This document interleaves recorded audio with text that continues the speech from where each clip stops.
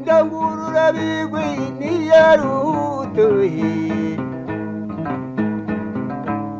Garagane nyirurugega ruvuga nkindamutso ngeze mu nkomane za Nyakarengo nje kuvuga imyato gishima ryicwehe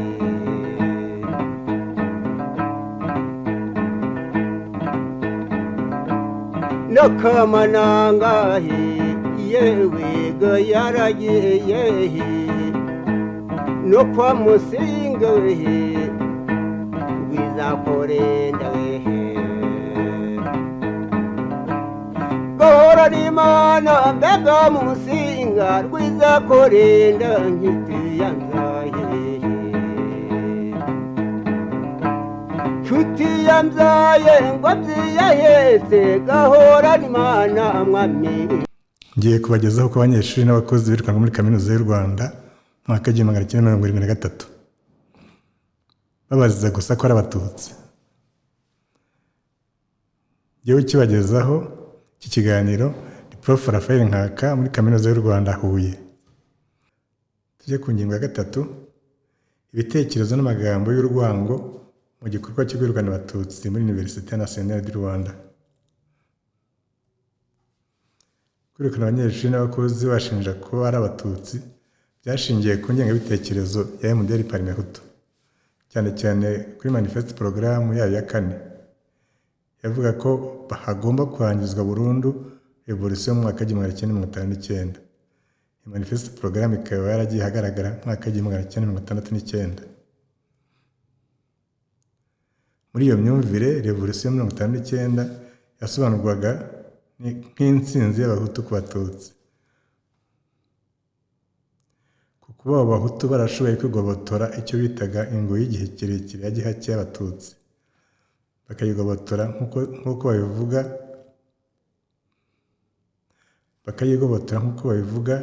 bahohotera abatutsi, babakubita, babatwikira, babica. Mu gihe burizaga ku ngufu imodoka abatutsi birukanaga, bamwe mu banyeshuri bavuga amagambo mabi asobanura igikorwa kibi barimo gukorera abatutsi. Amwe muri aya magambo n'ayakurikira: ngo abahutu twaratsinze, nta mututsi uzagaruka muri universite yacu, bazajyane n'abari abazungu baje kubatabara, n'abari ko ejo tuzabumvisha. Ibi byerekana uburyo kaminuza Université Nationale du Rwanda yafatwaga nk'iy'abahutu gusa kandi ari iya leta, ari public. Ubundi ngo abatutsi baradusuzugura, ntacyo dupfana nabo, ntabwo mubazi, ni abagome cyane, batunzwe n'imbaraga z'ababyeyi bacu, bahora badutuka, bagambanira igihugu cyacu, bagahora bahungira i Burundi nyuma yo guhabwa diplome. Oya, saba kwihanganira.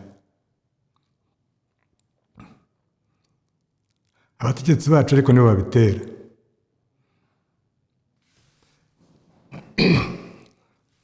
Icyo kibazo tuzakikemurira. Nta mututsi uzongera kwiga hano, n'abakozi b'abatutsi nuko. Ntabwo tubashaka muri universite yacu. Icyitwa tutsi cyose ntacyo dushaka hano. Ibyo bikaba biri muri ya raporo nababwiye ya Dr Nsanzimana Sylvestre. Kuvuga ko batunzwe n'imbaraga z'ababyeyi babo bijyanye n'imvugo y'urwango yahereye mu gihe cy'ubukoloni, aho nka Padiri Pages yanditse ko abahutu barusha imbaraga abatutsi, ko aribo bakozi bonyine. Iyo mvugo yakomeje kuvugwa kandi idafite iyo ishingiye. Ni gute abantu bajya ku 14% niba byari nabyo babaho kandi ari abanebwe, batagira agatege, bagahora bategereje uzatuma babaho? Ubwo si byo byashoboka. Ni irihe perereza ryakozwe ryerekana ko ari abanebwe? Ariko habagaho no kwivuguruza, n'ubu kandi barakivuguruza, ngo bigaruriye ibikorwa byose biteza imbere imibereho myiza y'abaturage, ngo biganje mu bikorwa bibyara umusaruro, ngo bigarurire ubutegetsi bwose bwa leta. Ibyo babikorera umunebwe? Kuvuga ibyo ngibyo byari gutyaza urwango bagomba kwanga Abatutsi. Bene izo mvugo zirangwa no kwivuguruza, kuko nyine ziba zidashingiye ku kuri. Nta n'ubwoko bw'abanebwe bubaho, kuko abitirirwa ubwoko baba bafite byinshi badahuriyeho.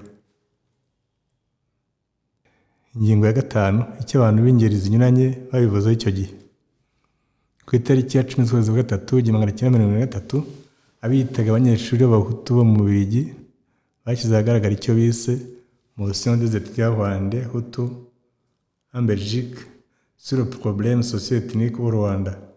Bayinyuza muri revue yitwa Le Diapason, yandikirwaga muri PEN Butare. Diapason volume ya 6 umwaka w'1943.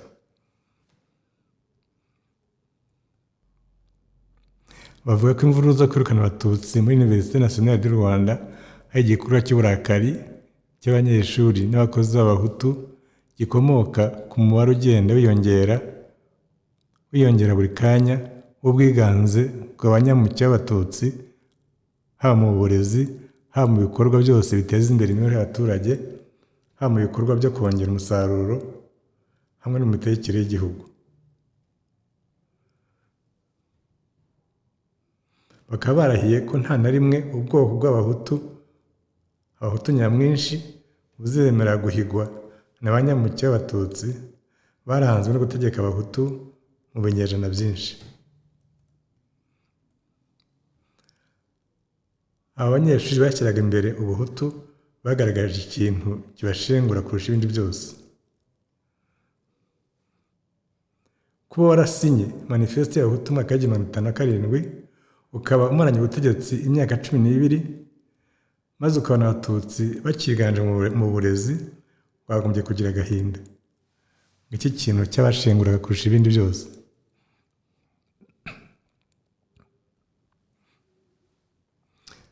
Bagendeye ku mibare yatanzwe n'ikinyamakuru cyitwa La Cité ku itariki ya 2 z'ukwezi kwa gatatu 1973, cyari cyanditse ko Abatutsi bari 60% by'abanyeshuri bigaga muri universite, naho ngo mu mashuri yisumbuye bari hagati ya 50 na 70. Ariko iyo mibare yari imihimbano. Muri raporo ya Minisiteri y'Amashuri Abanza n'Ayisumbuye y'umwaka wa 1986 nababwiye mu kanya, harimo ku mwaka w'amashuri w'1982-1983 abanyeshuri b'Abahutu bari 87.8%, naho Abatutsi bari 11.4%. Ibyo biboneka ku rupapuro rw'152. Imibare ya Mineprisec ya Minisiteri y'Amashuri Abanza n'Ayisumbuye iravuguruza bikomeye ibyo abanyeshuri b'Abahutu bo mu Bubiligi banditse, bityo bikaba bitesha agaciro iyo mosiyo yabo. Bibutse ko izo mvururu zabaye mu mwaka w'1983 zabaye hashize imyaka 5 ishyaka rya MDR Parlement Hutu ryacitsemo ibice kuva mu mwaka w'1968, igihe bamwe muri bo bakuwe mu ishyaka bashinjwa kuba barataye umurongo wa politiki, mu gihe bamwe mu basinye icyo baje kwita manifeste y'Abahutu batarakivuga rumwe nk'uko byari bimeze mu mwaka w'1957. Ibintu byari byarahindutse. Iyo mosiyo mu Bubiligi yakiranywe yombi n'abanyeshuri muri Kaminuza y'u Rwanda bari mu gikorwa cyo kwirukana Abatutsi. Uwitwa Ferdinand Nahimana mu izina ry'abanyeshuri yanditse inyandiko yo kubashimira. Iyo nyandiko nayo ikaba yarasohotse muri Le Diapason. Avuga ko bayanditse batanze ubuhamya butavuguruzwa bwo gukunda igihugu, témoignage de patriotisme incontesté. Mu nyandiko Nahimana yanditse yitwa ngo au signataire rwandais Hutu en Belgique, signataire de la motion. Yasohotse Butare ku itariki ya 6 z'ukwezi kwa 4 1943 muri Le Diapason nyine. iyo diapason ikaba ari 6e année 1973 kuri page ya 16. Abanyeshuri muri Université ya Dar es Salaam ariko bose ko babibonaga niba rero bandikiye bagenzi babo muri Université Nationale y'u Rwanda basabye kurenga amacakubiri ashingiye ku bwoko ahubwo bakubakira hamwe igihugu cyabo. Witwa Mfube yabyanditse mu nyandiko yise Rise Above Tribal Feuds, Build a Nation. Muri iyo diapason nyine niho biri ibintu babwiye mu gihumbi kimwe magana cyenda 1923 ku rupapuro rwa 23. Uwitwa Leon Mugesera wamenyekanye cyane muri disikuru yavugiye Kabaya ku 22 z'ukwezi kwa 11 igihumbi kimwe magana cyenda 92 nzagarukaho yahise asubiza abanyeshuri b'i Dar es Salaam dore ko icyo gihe nawe yari umunyeshuri muri University Butare. Yabasubije abagaya cyane ngo nta bwenge mugira, ntimuzi kurebana ubushishozi ko musubiramo gusa ibyavuzwe na radiyo Burundi.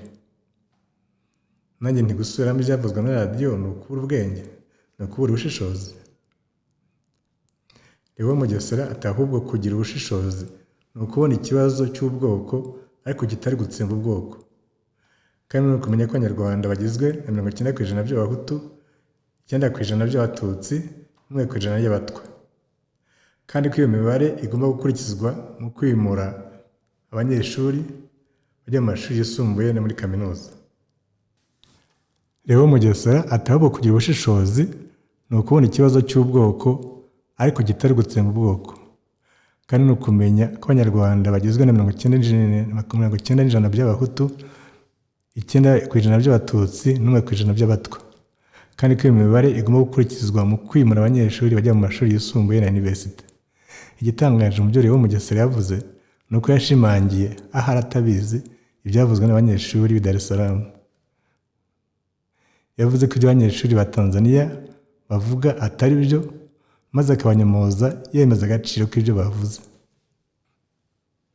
Perezida Kayibanda yatangaje ko kuba Abatutsi birukanwa mu mashuri no mu mirimo ari bo babitera.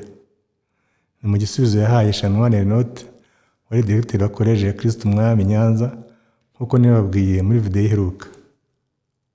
Byageze ariko Perezida Kayibanda atanga ubutumwa bwo guhagarika icyo gikorwa cyo guhohotera Abatutsi hari kuri 22 z'ukwezi kwa 3 igihumbi kimwe magana cyenda 1983. Hari ababonye ko yatinze kubikora, abandi batese babikoze ni Habyarimana bateje imvururu bagira ngo bakemure, bagira ngo bamukure ku butegetsi. Ntabwo yatinze kubihagarika kandi yarashaka ko biba. Abavuga ko ari Habyarimana babikoze umuntu yabihakana, avuga ko igihe Kayibanda yashakiye kwihagarika yabikoze kandi bigahagarara. Niba yarashatse kwihagarika bigahagarara ni ukuvuga ko afite ubushobozi bukomeye cyane burenze ubwo abantu bakekaga. Niyo kandi yaba ari Habyarimana wabikoze nabwo ntacyo bihindura, kuko yari umwe mu bagize guverinoma kandi akaba na minisitiri w'ingabo. Ntabwo byakirwa kuri Habyarimana wenyine, kandi yaragize guverinoma yashyizweho na Gregory Kayibanda. Ziriya mvururu zatewe na guverinoma ya Kayibanda muri rusange, kuko byabaye ari perezida w'igihugu, kandi abirukanaga abandi babikoraga mu mvugo ya MDR Parme Hutu n'iyiswe Manifeste y'Abahutu. Watandukanye ute MDR Parme Hutu na Kayibanda? Nari kubyemera yaza kwitandukanya n'icyo gikorwa avuga bakiri inyuma bamurusha intege, ariko kuba atarabikoze ahubwo akabihagarika bigakunda ni ikimenyetso cy'uko byari mu mugambi we, kandi ntabwo byari bishya. Nagubutse ko Perezida Kayibanda atanga itegeko ryo guhagarika imvururu hari kuri 22 z'ukwezi kwa 3 igihumbi kimwe magana cyenda 1983 mu cyiswe Message de pacification du chef de l'État, asohotse muri Rwanda Carrefour d'Afrique nimero 124. Nawe ubwe yarazi neza ko arabavuga ko yatinze gutanga ihumure, maze basubiza gutya: Déclaration verbale, nous n'avons pas jugé utile, d'autant que plusieurs personnes n'était pas à leur radio vu les circonstances. Ngo icyatumye adahagarika imvururu ngo ni uko abantu batumvaga radiyo icyo gihe. Ibyo ni urucabana. Buriya ntiyabonaga ko abantu babona ko arimo kubeshya. Mu gusoza ndashaka kwibutsa ko iki kiganiro cyasasenguye uburyo abatutsi birukanwe muri kaminuza nkuru y'u Rwanda mu mwaka w'igihumbi kimwe magana cyenda mirongo itatu, nyuma y'imyaka 10 gusa iyo kaminuza ishinzwe. Twabonye ko uwo mugambi wari ushingiye ku ngengabitekerezo ya MDR Parmehutu yavuga ko revolution 1959 igomba kurangizwa burundu. Kwirukana abatutsi byasobanuwe hifashishijwe ingengabitekerezo ivangura abatutsi, ivuga ko abatutsi basuzugura abahutu cyangwa ko batunzwe n'imitsi y'ababyeyi babo. Ubutumwa bwa Perezida Kayibanda mu 22 Werurwe 1993 bwerekanye ko yari afite ubushobozi bwo guhagarika cyangwa gukomeza urugomo. Nubwo ubutumwa bwe bwatanze ituze ry'igihe gito, ntabwo bwatumye abatutsi basubizwa mu mashuri cyangwa mu kazi. Ahubwo bwatumye batekereza gusa ko bashobora kongera kubaho iminsi mike, babikesheje impuhwe za Perezida Kayibanda. Kuko bumvaga kubaho kwabo bagukesha uko Perezida yaramutse. Inyigisho tuba dukwiye kuvanamo ni uko kureba amacakubiri mu rubyiruko uba urushyizemo umurage mubi. Kuko ayo macakubiri niyo yagiye ahererekanwa maze arundukira muri Jenoside yakorewe Abatutsi. Rero Mugesera ati sironda koko rigamije kurimbura ubwoko. Byonyine kubitekereza icyo gihe bifite icyo bivuze. Nyuma y'imyaka 21 byahindutse irigamije kurimbura ubwoko. Ikindi nuko amashuri ya leta ari amashuri y'abanyarwanda bose, ko atari umuntu ku giti cye. Ko abantu bitaye Imana bakayasiga akaziga mu rubyiruko rushyashya, gutyo akaba umurage w'igihugu cyose, aho kuba umurage w'umuryango umwe, ubwoko bumwe cyangwa ishyaka rya politiki rimwe. Ziriya mvururu zo mu mwaka w'igihumbi kimwe magana cyenda 1973 zirashimangira ibyo maze iminsi mvuga, kandi asigiye ubihamya jyenyine ngira nti Jenoside ntabwo itangira n'ubwicanyi, itangira n'ibitekerezo n'amagambo byamura abantu kuba abantu. Ayo magambo n'ibitekerezo bikabagira abanzi babo, bikarema amacakubiri. Amacakubiri ntabwo yizana, ntabavuka banga abandi, ntabavuka bangana. Araremwa, agatozwa, bakayabungabunga, bakayashyigikira, bakayashimangira, bakugeza abantu babashima kubanga abandi. Nguko abanyeshuri b'i Buruseli bashimye cyane abo muri Kaminuza y'u Rwanda. Iyo mvuga ibi ngibi mba nsaba ko twese twamagana amacakubiri atonesha bamwe akaribata abandi, kugeza ubwo ahitana imbaga y'abantu abaziza gusa uko bavutse. Biba bireba abantu bose, kuko amaherezo agira ingaruka mbi no ku barema ayo macakubiri no ku bayoboka ayo amacakubiri.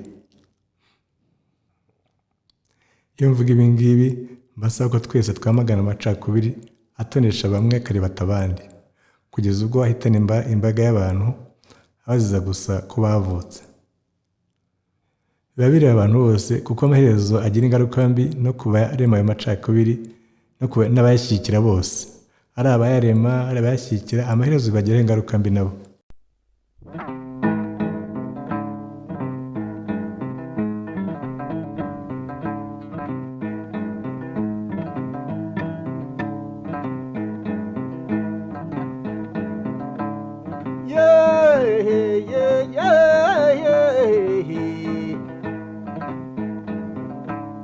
Ndangurura bigwi niyarutuhi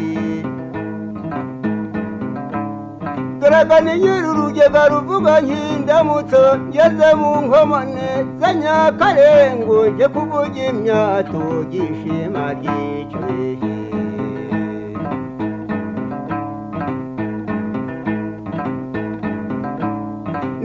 Nakamanangahe yewe ga yaragiye no kwa musinga wehe Gwiza nakore ndawe